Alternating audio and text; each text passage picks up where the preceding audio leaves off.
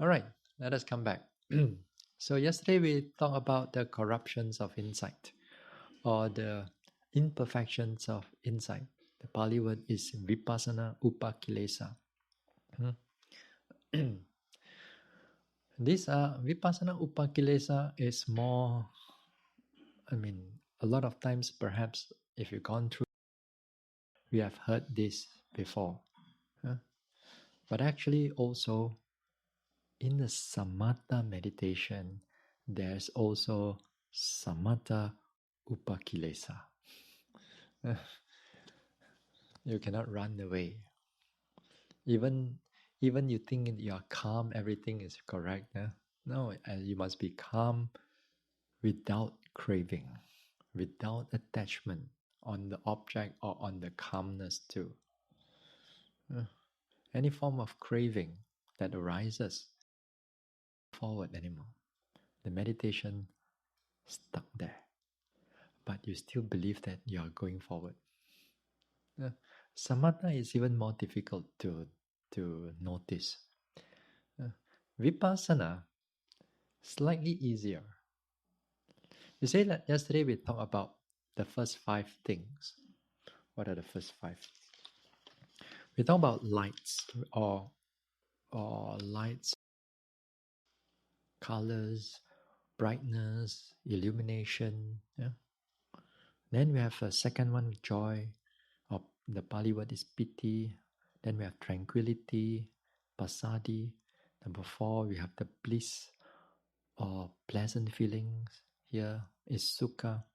And the 5th one is resolution, adhimokkha.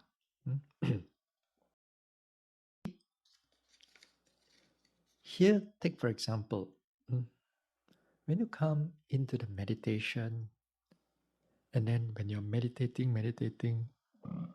then suddenly everything becomes very calm and very peaceful. Very calm and very peaceful, and it's very different from what you normally do, which is noting, changing, everything is going, changing. And then you come to a period where it is calm and peaceful. Now here, as I said, when it's calm and peaceful, the yogi must realize that this calmness, this peacefulness, or these lights, or this piti, they are not a defilement on their own. It is because that if a yogi not careful, the yogi attached to them, then it becomes upakilesa. On their own, if you don't have craving for it, then fine. The sign of when we do not have craving for it, let's say the calmness comes in, then this time, let's say you pay attention to the calmness itself. You note calmness, and if the calmness have some degree of changes, that means you are seeing into its reality. That means you are seeing characteristic of the calmness. Then the calmness is a vipassana object, and at the same time you don't attach to it. Okay? Now if you happen to come, let's say another scenario, you meditate, you come to the calmness, and your mind just stays there only, and you're not doing anything, you just relax inside there, very calm, silent. Although you can hear a little bit here and there, but this time the craving has taken its root. It's already there. But we cannot feel the craving. But the craving is even more subtle than that calmness. But we can have the signs. We have the signs that means that you know that when your mind is not noting it carefully, that means craving is behind it. So if the object doesn't change, if the lights doesn't change, if the pleasantness doesn't change, then this time you shift to another object, back to the body object, and try to notice that something that's changing there. Then if you come back in that, then you come back to the right path.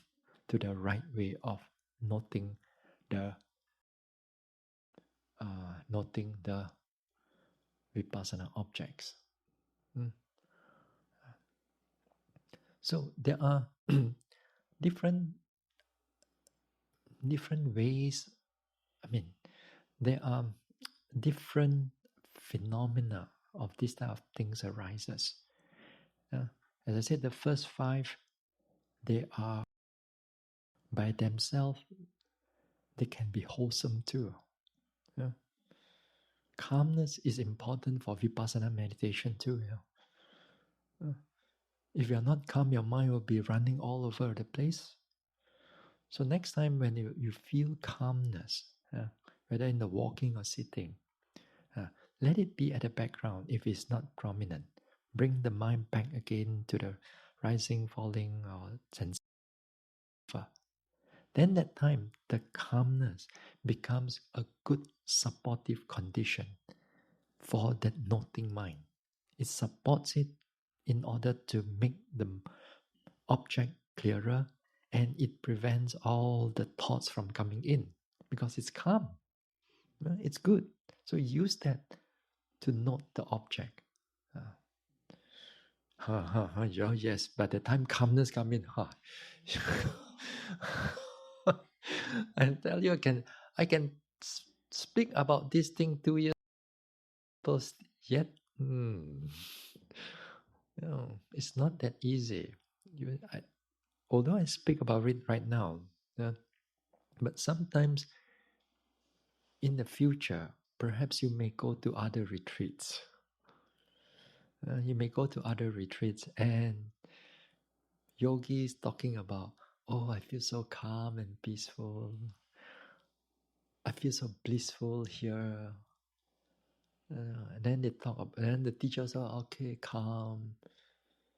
Sometimes I hear when the yogis go to a retreat, this type of Dhamma talk, they said, your life is full of suffering already. Why come here to suffer more with the pain here and pain there? Huh? Why? Why so, come here, just feel the peace. The out there is so horrible. Feel calm. Then, yes, Bhante, oh yes, Ajahn, yes, Sayadaw, yes. Then you sit there. That's what happened in the world right now. There's many talks I heard all this kind of thing, and there are famous monks that are talking about it. They give a retreat like hundreds of yogis, and all the yogis sit there just calm. Why suffer?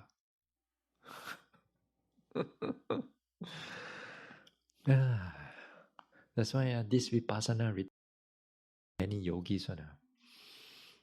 Normally you will not have many because the difficulty of noting, it will filter you out if you cannot withstand the whole thing. I don't have to chase you out.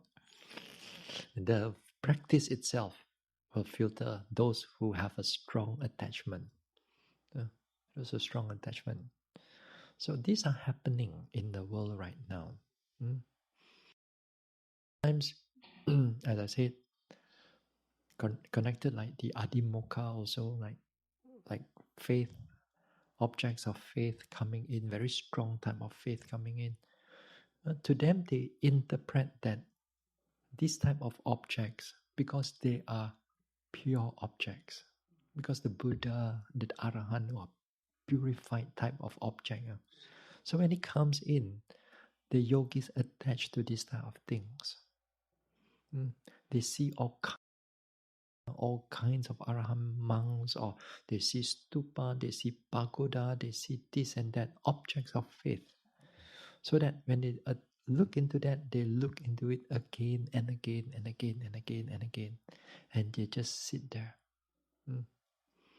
And people and certain so-called teachers, they want the yogis, meditators to do in that way, to look into all this Buddha and all that thing. All kinds. It's not easy to tell you that this is craving behind it. If I go around, go and preach around that, oh, craving here, craving there, people will not able to understand because the craving is subtle. The object in front, it's pleasant. And the object of faith is nice, is very pleasant to the yogi. Calmness is very pleasant. Tranquility is very pleasant. Light also for some yogi is very nice there. Sometimes even like joy, pity. The joy, they have like different types of grades of joy too. Sometimes you may feel like you sit down as if like there are goosebumps. Like everything like you feel good. Not the fear type of goosebump like the hair standing up. But this if you feel good, like everything that comes in. That is also a kind of joy. Feel good. The whole body relax and the whole body refresh. Or there are also sometimes they call it the momentary type of joy. It comes, it goes, it come, it go, it come, it go, it come, it go here and there. You feel very good. You just enjoy the whole thing. Like the Christmas lights, sparkling here and there. So nice. Or there are also like type of like called the lightning type, it comes very fast and then disappear. And then the moment it comes, I feel as if like sweep you for a while. And then there's another type called the wave-like type of joy. When it comes, it's like when you're in the beach, then the wave keep on coming, and then and then you sit down there, and just enjoy. Then also there are like cocoon type of joy, as if like they are being covered up with such a pleasant, everything is so beautiful, so nice, so alert, so well. The body is so feels good, feels so good at that time. Sometimes they sit down, so they're smiling, laugh, smiling there, and just enjoying the whole thing. It's really this type of joy, this type of sukha. They are very refined. It comes with meditation. Out there, you do not have it. You don't feel that thing so well because out there we have a lot of joy senses from the eating, from hearing, from seeing beautiful things. Those type of joy, yes, it's a kind of joy, but it's a gross type of joy, which is because it's connected to the gross kind of attachment or greed. So this one is refined, more subtle. So it happens when yogis meditate. Now, some of the things that happens to the yogi. And as I said, as long as you are aware of them, tell yourself if next time you are not sure what is it, just remind yourself, don't attach to it, don't attach to it, just note. Hopefully you will note them and pay attention to them and don't get attached to them. All right, let us go to the next one. Now, it comes to the word exertion. Exertion, or the Pali word is pakaha. Exertion is very different from, like, say for example, when you do your walking meditation. In the first few days, it's all about making the effort only, so that your mind is alert. You walk, then you make the mental effort to pay attention, pushing, dropping. You pay attention to it again and again and again and again and again. Then you'll see that time the mind doesn't think so much. The mind can stay with the movement, which is good, which is good in that way. That means that time you're arousing, you're making the mental effort in order for the mind to be in the present.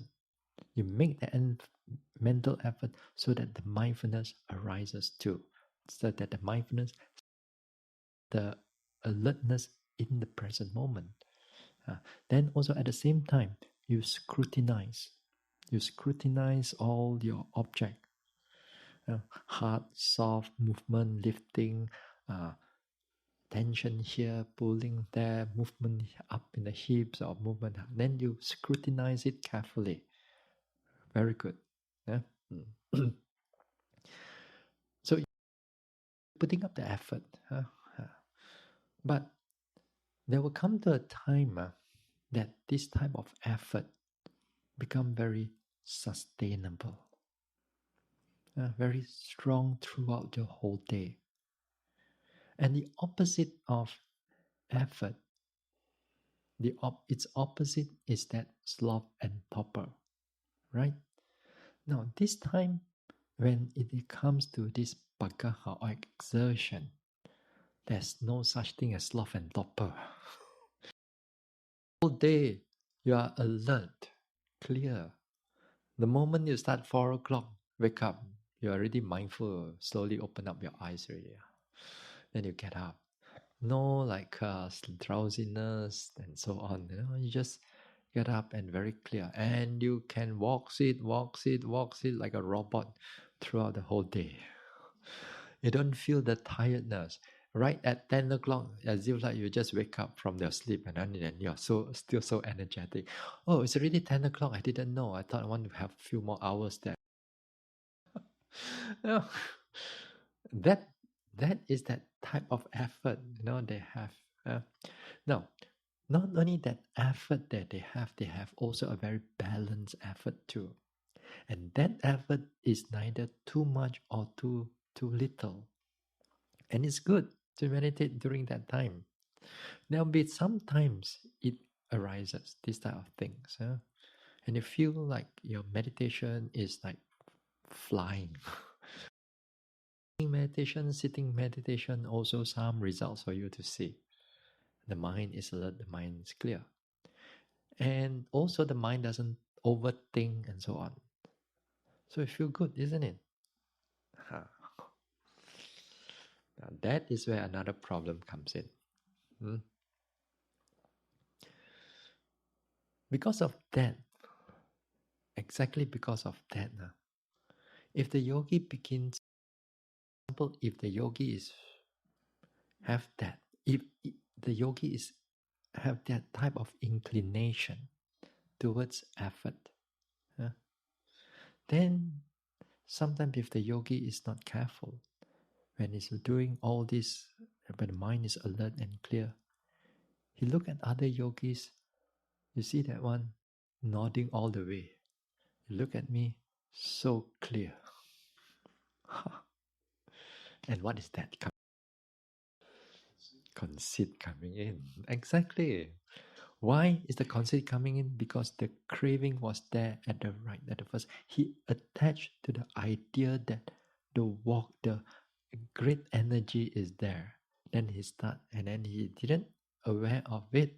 Then he compare it with other yogis, let's say. So easy. Just for the conceit to arise, and then compare to other yogis that, oh, much better yogi. Here, every one of them, you see, at 1 o'clock, they're all just drowsy. I'm so alert. I'm on the roll right now. They just forget that all these are impermanent. Sometimes, yes, it's clear. So here, don't attach. When things are clear, just keep going.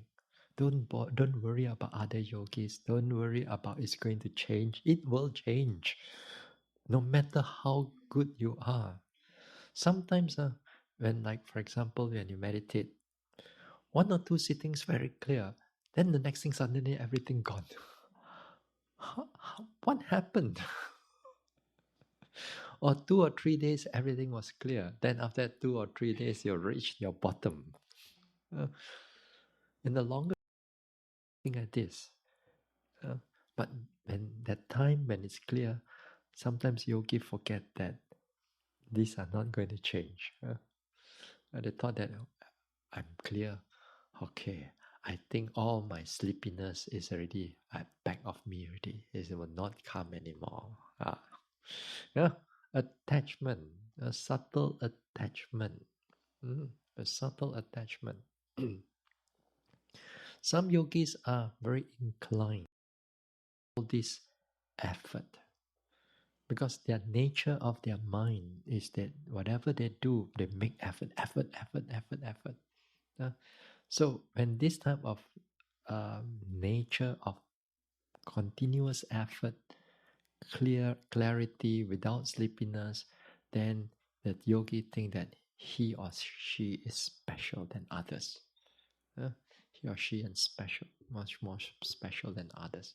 It says that this thing that this one is going to be, that clarity is already. This is so easy. Even the very thing that you're supposed to meditate, supposed to use it, tanha, craving, delight still come in.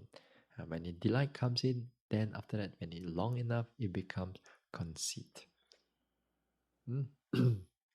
Same thing. Same thing with the next one also. Yeah?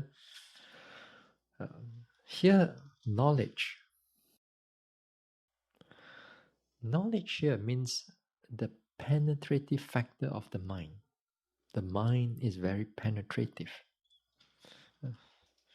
You see, for all the factors, mental factors, you have like, for example, we speak about like mindfulness is a mental factor.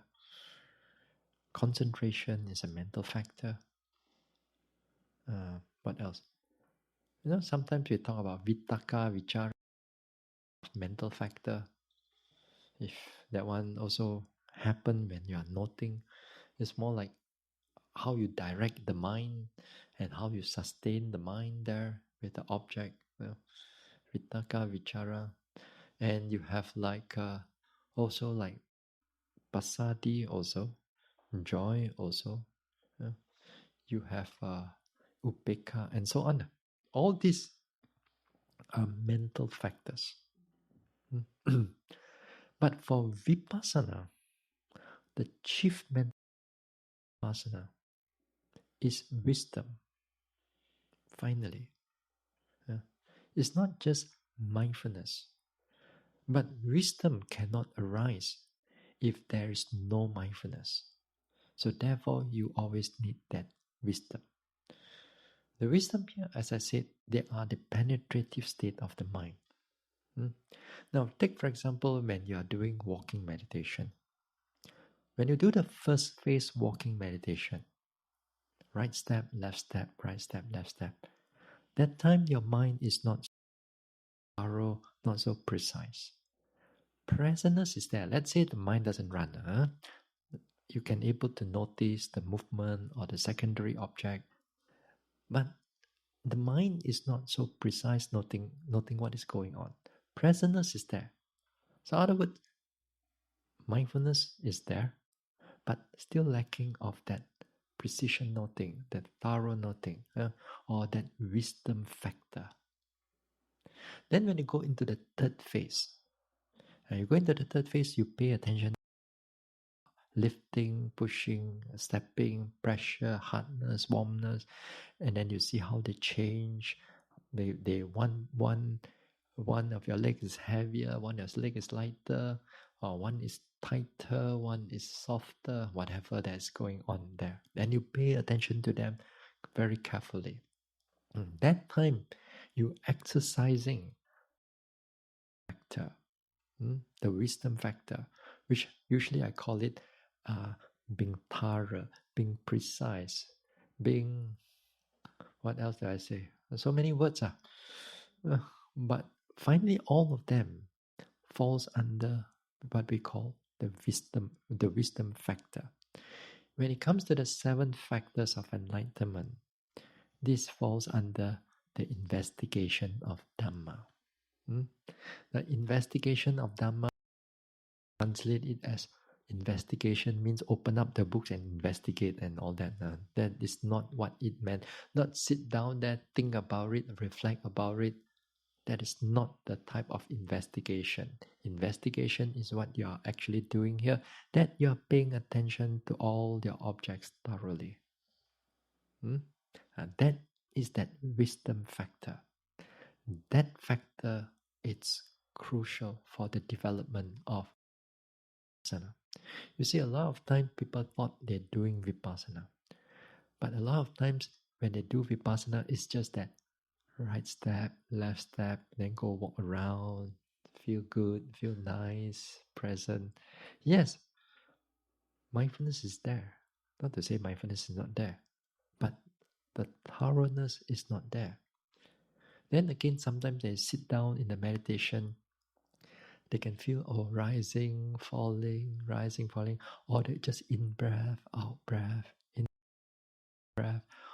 Some sensation here, there. That's about it. And you get up, you feel good or not? Yeah, I feel good. Was there any much thinking? No, there's not much thinking. Sleepiness, not much sleepiness. But I was here, I was in the very present. I feel that I'm doing a good meditation. A lot of times, the yogis, when they come to interview, when they say, I have a good meditation, I'm very skeptical. And my good is different. I have a wonderful sitting Bhante yesterday. I was sitting there and then everything was so peaceful, so nice. Pain was not so much, I can able to wear. Then I can notice I'm rising, falling. Wow. And then I get up and walk. I feel so nice. Wonderful session. Wonderful sitting. Not good enough. Not good enough because you're not seeing the thoroughness of what. If you tell me, okay, I see the rising and falling, you cannot just stop there. You have to tell me, how is the rising falling moving? Is it going long, short, fast, slow, this way, that way? What is going on? Then that means there's an investigation there. There is a noting it more thoroughly what is going on. If you tell me, I was feeling peaceful. What happened to the peacefulness? Before what happened? During what happened? You got to tell me more precisely, more clearly. Anything that you observe, like the pain, for example, if you sit there, I can just sit with the pain for the whole half an hour. It was very painful. Then I can finish that sitting. I feel so good. Yes, you still can finish the sitting, but not good enough for me because you are not seeing the true nature of how the pain. Getting less, getting this way, that way. Does it change? What happened to it? This is how you exercise the wisdom factor. But the mind needs to be in the present. The object needs to be in the present. You see what I mean? So that is the wisdom factor that we are trying to exercise day after day, moment after moment. Now, when it comes to the timer, like this wisdom factor, so penetrative and so sustainable.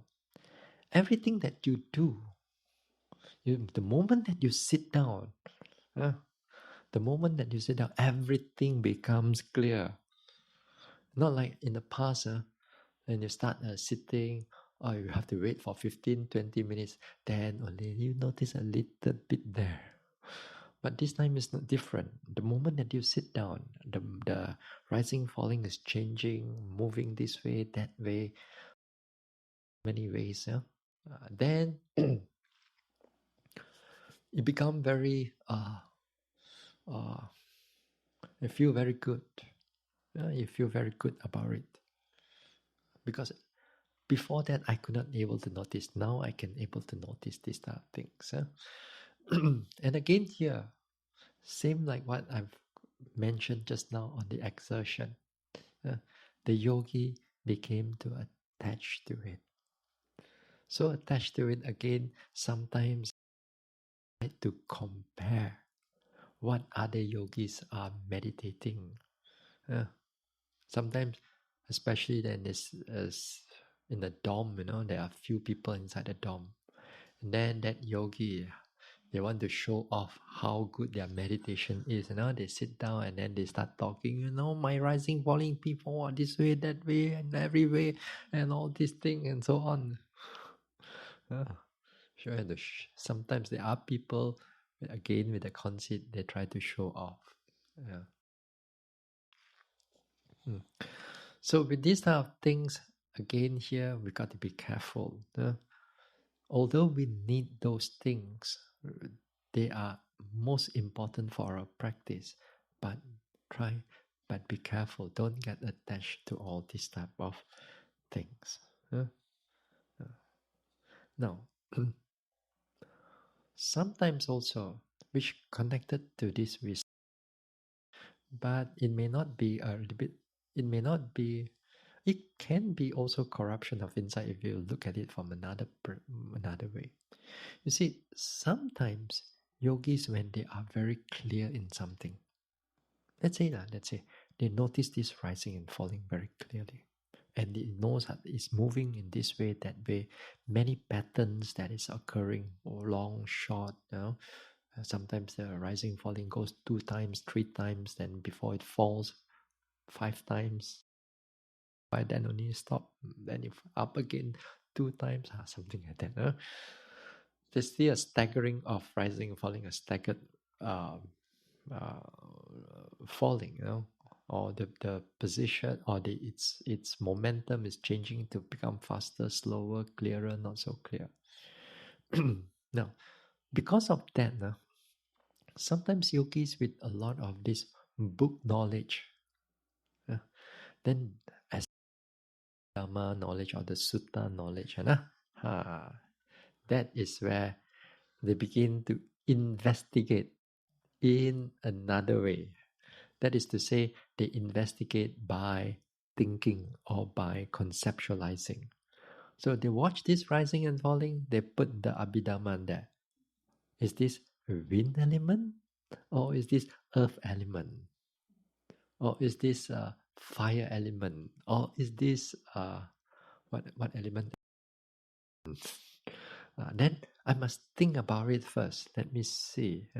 This movement most probably is that wind element. Then just now I was noticing that bit of hardness there. That must be the earth element. They bring in their thoughts into it. Yeah? And these people, they delight in the concept. They delight into it. They just notice something, after that they bring out their whole Dhamma, their whole Sutta and everything in. Or sometimes they note the mind, they note the consciousness and so on. Then because they study Abhidhamma, oh, a thought process got 17 thought processes. Now, these thought processes, which thought process I'm looking, is the number one thought, is the number one consciousness, or the second one, or the third one, or is it the number 17th one? they they begin to, they just note a little bit, but they are so attached to their concept, and they try to bring all the sutta, all the abhidhamma, everything into it, and overlap onto their noting, and therefore sooner or later that noting will disappear. Then nothing will disappear, and then the mind will go into a lot of thoughts and thinking. And again here, sometimes because of that, the yogi thought that they are a wonderful yogi, they can see all these type of things, they can see it in their practice because the mind is sharp, and then other yogis cannot really do that, and so on. Then that time the conceit arises. Hmm. You see, a lot of these things they come in subtle. Or sometimes some yogis think that maybe I'm better than the teacher. I can note so sharply. Maybe even the teachers also are not as good as me. All this type of it comes in. So you question whether the teacher is good enough for you and everything. So this type of thoughts, they do arise whenever you think that your objects are sharp and clear. Hmm? So you see, even it goes a bit things, this type of corruption do arises. The eighth one. The eighth one is this upatthana. Yesterday I mentioned that this upatthana, they are called continuous mindfulness, strong continuous mindfulness. Just like when you use the word satipatthana, this one is upatthana. That means the mindfulness is very continuous. Thoughts arises, it already know the thought is there. But sometimes, like for example, like you meditate, you sit and you walk, and sometimes even before the first thought is going to come, the mind knows it already. Or even the first thought comes, the mind aware of it already. Then the whole thought disappear. Or even sometimes the sloth and torpor, right at the background is like creep mindfulness already aware of it. You see, the presence of the mind is so clear that any subtle, weak type of defilement that comes in, it already aware of the whole thing. It's so sharp, it's so clear. Any sensation that arises, it knows. Doesn't mean that it doesn't know. It knows very clearly. Even like, for example, he can notice everything very clearly in the present moment, everything very sharp. And yet, he could know what is going on. Going on around him or her does not affect the noting at all. So that means the mindfulness is very stabilized. It knows all the surrounding. Sometimes surrounding not necessarily is quiet. Sometimes people going out, there are draft of wind is coming in, or some your people beside you make a little bit of noise here and there. You fully aware of everything. You are totally totally silent and everything. No, you're totally fully alert, and yet it does not affect you at all. Everything is being noted super clear, very nice, and so on. So this is called the presence of the mind. Very consistent, very clear, and yet the mind is not affected by all the phenomena. So this time the mind guarded. Doesn't mean he does not know. He knows everything. Very clearly knows everything, but it's not affected by all the external things. In Vipassana, one of the signs that you are not doing correctly the Vipassana is somehow you cannot hear. Like not like you're deaf, you're meditating and then everything become like totally like you cannot hear anything at all. Then here is usually the over concentration is coming in already. And it's not good actually. Sometimes people thought that the whole silence that you cannot hear everything is wonderful. Not necessary for Vipassana. Vipassana needs clarity, the mindfulness, and the mindfulness aware of all everything also. Doesn't mean it doesn't know. But the mind is truly, paying attention to the object that is predominant there. Whatever changes there, but it still knows the surrounding thing. So this is upatana. So sometimes when it comes in, your walking meditation, your sitting meditation, all becomes very careful, very alert. Sometimes, for example, when you do walking meditation, sometimes you fumble a bit. Sometimes your body become imbalanced. No, sometimes you walk, then you feel like you want to fall like that. And some of you, if you are careful, sometimes you notice that when the thoughts arises, it breaks the mindfulness, and then you sort of like, your leg spread out a little bit, and then it's the whole body. So you walk a few more steps, and then after that, you notice that the thoughts arises, then your mind breaks the momentum. But this time, when the upatana comes, the very continuous mindfulness, the thought that arises, it does not affect the whole movement at all. The whole movement is very stable. It knows that even right in the lifting, thought arises, it doesn't fall. It's just continue. You're aware. And sometimes it stopped there, right there. You notice the thought finished, then it continue again without putting the leg down. It's kind of hanging there halfway, and yet the whole body is stable. So it can happen too. So the mind is very stable, and therefore it conditions the body to become very stable. And then again, the attachment comes in, because that stability looks very good. It feels very good. No fumbling around. No, the body is not like imbalance here and there. No, the body is truly able to walk very, very stable. You feel it very grounded, very.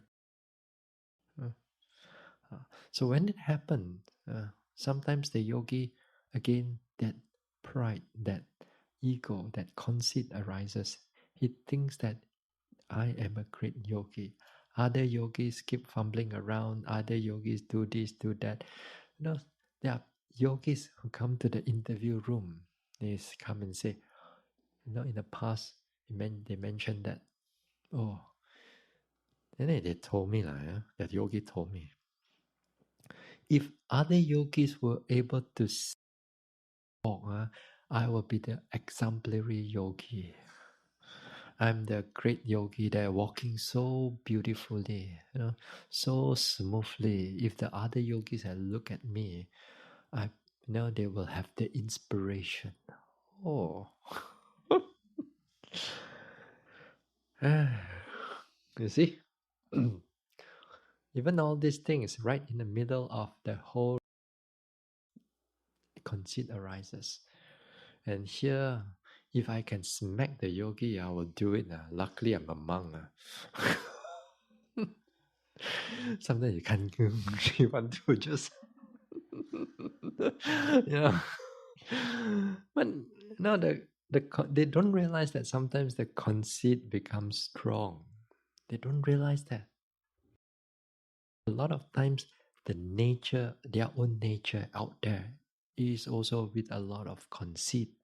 That conceit to them, it's okay. That conceit to them, it's all right. It's part of their nature. They don't realize that this is a defilement.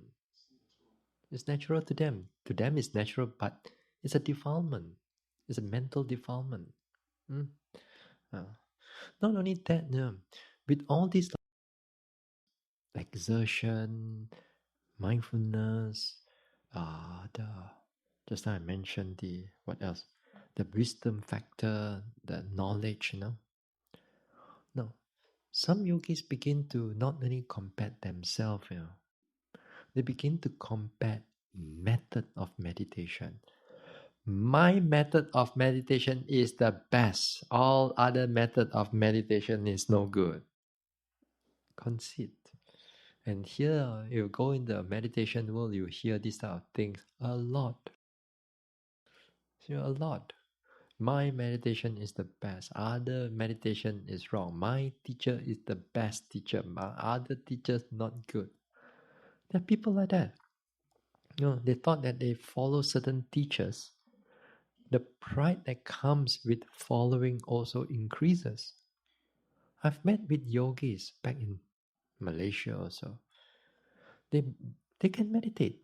They go to retreat regularly, and to them, their teacher is the best only.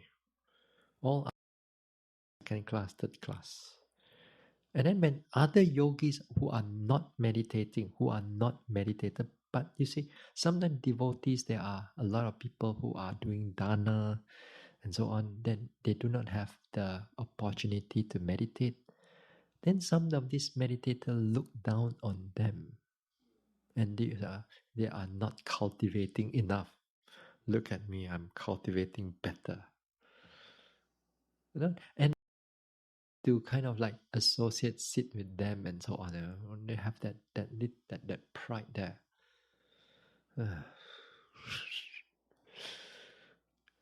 Don't fall into that trap. Next time you're getting better and better, and you develop in your meditation. Don't fall into that trap. It will be your own. It will be your own hindrance. It will be your own blockage for your development. Don't think that this is the only. Other teachers also can teach. I have different ways of teaching. Other teachers have different way of teaching. And don't compare all these methods. What is important, you know that whatever that you're doing right now, it works for you. It works for you. The mindfulness arises, the clarity is there. Then it works for you. Don't worry about whose method is best and so on. So, do with conceit, a lot to do. So now, if we have those things, try to minimize it. Just do your practice, do it as best as you can, as clear as you can. Don't worry about others' practice. Next time, if you want to finish a retreat, you want to try others. If you have still got the time, then go ahead. You can always try. Yeah, doesn't mean that this is the only way. Anyway, so don't attach to your practice. Don't attach to your own development. No, once there's attachment, there will be conceit arises. Conceit arises. And sometimes some yogis thought that because the mind is so then there's nothing else for them to do already. There it is. I'm there, enlightened. To them, or even they don't think that they are enlightened, but they think that they are a very skillful yogi, very deep yogi. They're very far in their development. Actually, they're not going very far yet. Okay, number 9. Number 9 is upeka. Upeka means state of mind which is balanced. You see, when you see each and every factor of the mind, that when you look at noting mind, a mind that notes of an object, you must look at it as a number of components are inside there. Okay, a number of components are inside there. So when this noting mind is noting an object, all the functions of its component is doing is on the object. Now, take for example mindfulness. Mindfulness keep the mind face to face in front of it. So this object become clear and magnified, and therefore in the present, clearly in the present. Okay. Concentration also is involved. Concentration, it's keep the mind protected from being wander off, to from wander off. It has like also like interest perhaps.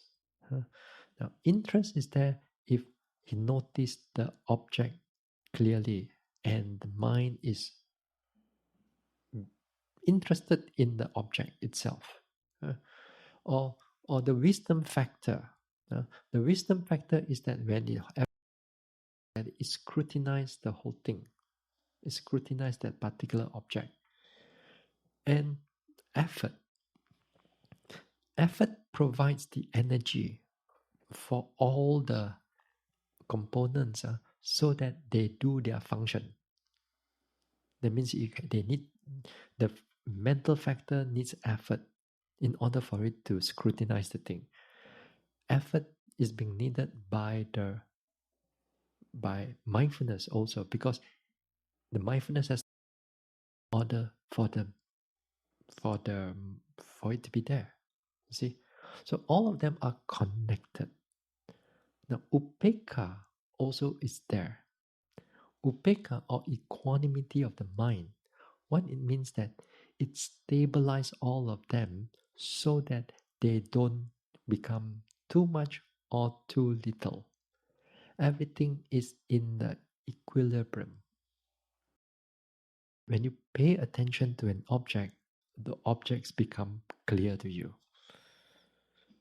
You see, it's a lot of mechanics inside that noting mind. Yeah? It's not just one noting only. But the thing is that the mind changes so fast.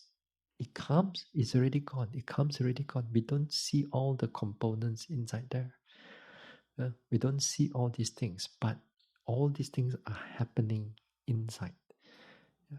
We normally of the retreat, we don't talk about all these things, all the mechanics. You just make sure you know how to note. That's it. If you know how to note, everything will function on its own. Whether you understood how it functioned or not, does not really matter. So, but as we go into deeper aspects, sometimes I mention if it comes to its connection. So now it's like we get into understanding about the different state of mind. Now, equanimity, when it comes in and it becomes prominent, then this is very interesting also. The whole mind, no matter how you exert or how you this one, everything is just stabilized. There's no too much or too little. Now, for example, when you do your walking meditation, third phase walking meditation, sometimes some yogis ask me, Bhante, can I, since my walking meditation is good, very clear, can I do like 1.5 hours? Because good. So you want to do 1.5 hours. So if the yogi were to do it now, what will happen is that, yes, it's clear for the first hour, let's say, then you keep on pushing and you become very lifting, pushing, dropping, and then we're very slow, everything super slow. And then the pressure, the effort becomes too much. And then later part, the tension, the body tension, head tension, neck tension, everywhere starts to build up. Then when it builds up, you bring the whole tension into the sitting. Then the first thing you know, wow, the whole body is so tense up. Then you cannot meditate. So you're overdoing the whole thing. You're overcooking. You overcook your meditation. Putting too much effort. Or sometimes some yogis, they do 1 hour, but they don't care about one phase. They don't bother about one phase. They just straight away lifting, pushing, dropping, lifting, pushing, dropping, super slow for 1 hour.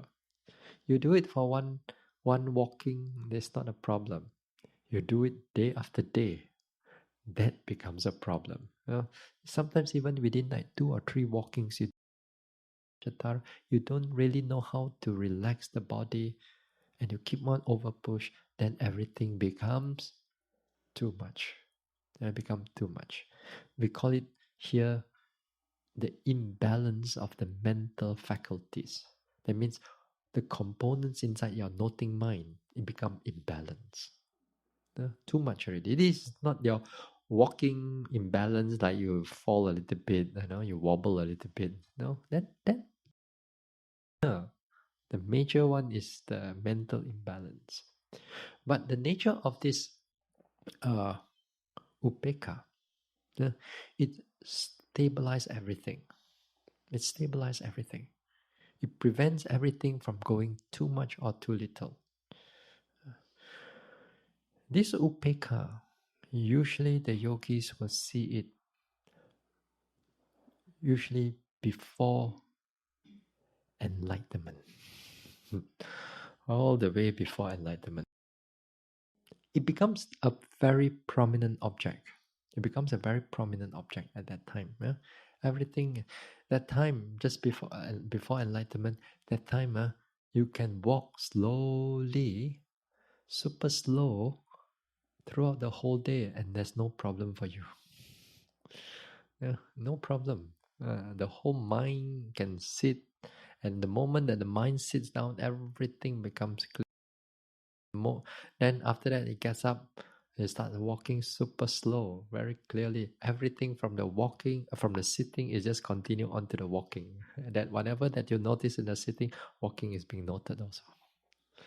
Everything it continues until the next sitting and the next walking, next sitting, next walking. That is how stabilized the mind is. But that time is the time the mind is very strong.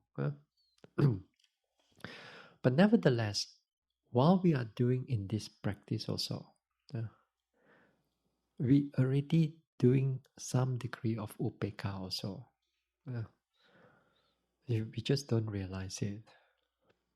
Even like, for example, 1 hour walk, 1 hour sit.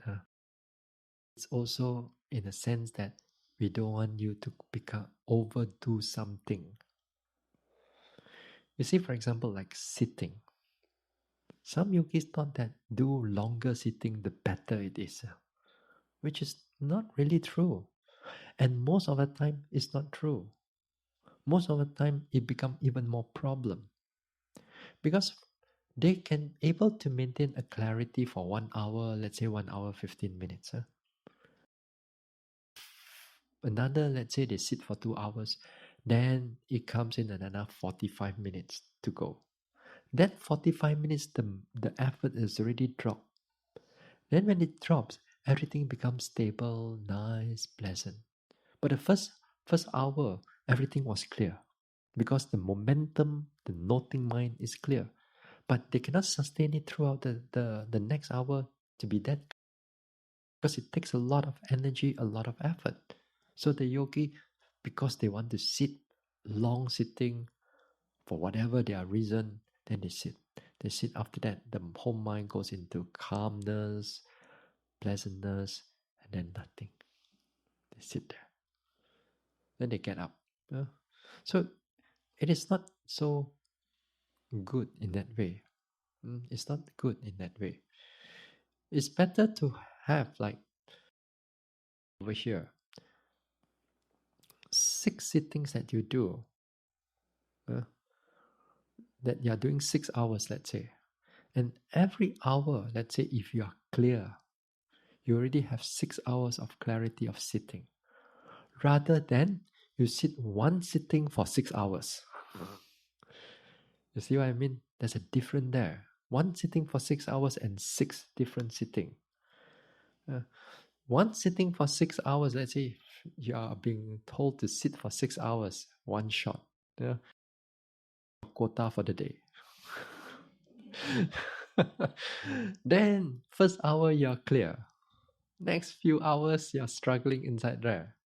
You cannot maintain. So it's always better to bring the mind back again, to maintain it, make it clear. Next sitting again, let it become clear. So it would be better in this way. Therefore the yogi actually progress faster, rather than you just sit 2 hours, 3 hours into. Usually the mind, the effort cannot sustain for so long. But when there's upeka comes in, that also a different story. And the mind can able to maintain. But again here, upeka also finally they are impermanent too. Finally they are impermanent. So don't over push. 1 hour actually can bring the yogi very far, very, very far.